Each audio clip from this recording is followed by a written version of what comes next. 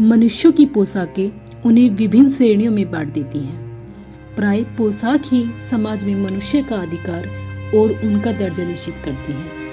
वह हमारे लिए अनेक दरवाजे खोल देती है, परंतु कभी ऐसी भी परिस्थिति आ जाती है कि हम जरा नीचे झुककर समाज की निचली श्रेणियों की अनुभूति को समझना चाहते हैं।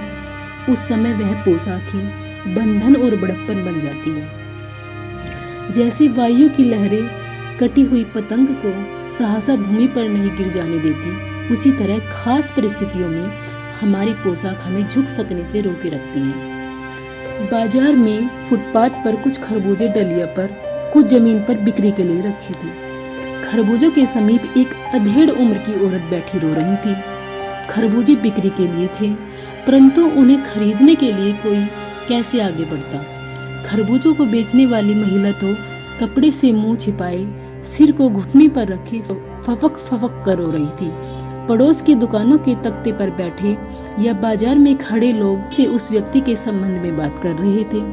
उस स्त्री का रोना देखकर मन में एक व्यथा सी उठी जा रही थी, पर उसके रोने का कारण जानने का उपाय क्या था यह नहीं जान पा रहा था। फुटपाथ पर उसके समीप बैठ सकने में मेरी पोशाक ही व्यवधान बन खड़ी हो गई थी।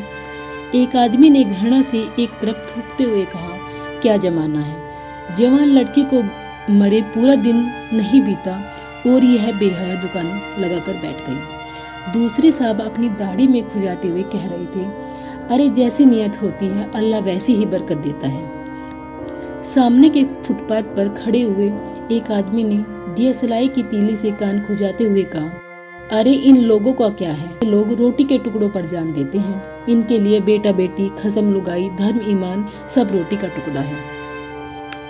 परचून की दुकान पर बैठे लाला जी ने कहा, अरे भाई उनके लिए मरे जिए का कोई मतलब न है, पर दूसरे के धर्म ईमान का तो ख्याल रखना चाहिए। जवान बेटे के मरने पर 13 दिन का सूतक होता है और यह सड़क पर बाजार में आकर खरबूजे बेचने के लिए बैठ गई। 1000 आदमी आते जाते हैं, कोई क्या जानता है कि इससे घर में सूतक है। कोई इसके खरबूजे खा ले तो उसका धर्म ईमान कैसे रहेगा। पास पड़ोस की दुकानों से पूछने से पता लगा उसका 23 बरस का जवान लड़का था। घर में उसकी बहू और पोता पोती है। लड़का शहर के पास 1.5 बीघा जमीन में कछियारी करके परिवार का निर्वाह करता था। खरबूजों की डलिया बाजार में पहुंचाकर कभी लड़का स्वयं सौदे के पास बैठ जाता, कभी माँ बैठ जाती। लड़का परसों सुबह बेलों में से पके खरबूजे चुन रहा था। गीली मेड़ की तरावट में विश्राम करते हुए एक सांप पर लड़के का पैर पड़ गया। सांप ने लड़के को डस लिया। लड़के की बुढ़िया माँ बावली होकर ओझा को बुला लाई। झाड़ना फूकना हुआ, नागदेव की पूजा हुई। पूजा के लिए दान दक्षिणा चाहिए। घर में कुछ आटा और अनाज था, दान दक्षिणा में उठ गया। माँ बहू और बच्चे भगवाना से लिपट लिपट कर रोए, पर भगवाना जो एक दफे चुप हुआ तो फिर न बोला। सर्प के विष से उसका सब बदन काला पड़ गया था। जिंदा आदमी नंगा भी रह सकता है, परंतु मुर्दे को नंगा कैसे विदा किया जाए। उसके लिए बाजार की दुकान से एक नया कपड़ा तो लाना ही होगा, चाहे उसके लिए माँ के हाथों के छन्नी ककना ही क्यों न बिक जाए। भगवाना परलोक चला गया। घर में जो कुछ चूनी भूसी थी सो उसे विदा करने में चली गई। बाप नहीं रहा तो क्या, लड़के सुबह उठते ही भूख से बिलबिलाने लगे।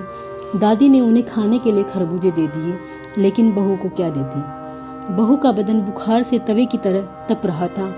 अब बेटे के बिना बुढ़िया को दुवन्नी चुवन्नी भी कौन उधार देता। बुढ़िया रोते रोते और आंखें पोंछते पोंछते भगवाना के बटोरे हुए खरबूजे डलिया में समेटकर बाजार की ओर चली आई। और चारा भी क्या था। बुढ़िया खरबूजे बेचने का साहस करके आई थी, परंतु सिर पर चादर लपेटे सिर को घुटनों पर टिकाए हुए फपक फपक कर रो रही थी। कल जिसका बेटा चल बसा, आज वह बाजार में सौदा बेचने चली है। हाय रे पत्थर दिए। उस पुत्र वियोगिनी के दुख का अंदाजा लगाने के लिए पिछले साल अपने पड़ोस में पुत्र की मृत्यु से दुखी माता की बात सोचने लगा।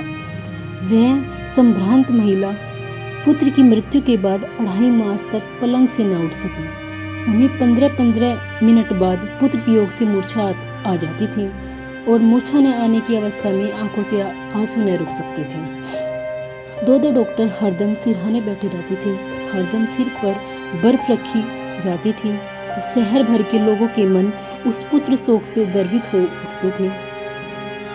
जब मन को सूझ का रास्ता नहीं मिलता तो बेचैनी से कदम तेज हो जाते हैं। उसी हालात में नाक ऊपर उठाए राह चलने से ठोकरें खाता मैं चला जा रहा था। सोच रहा था, शोक करने, गम मनाने के लिए सहूलियत चाहिए और दुखी होने का भी सभी को एक अधिकार होना चाहिए।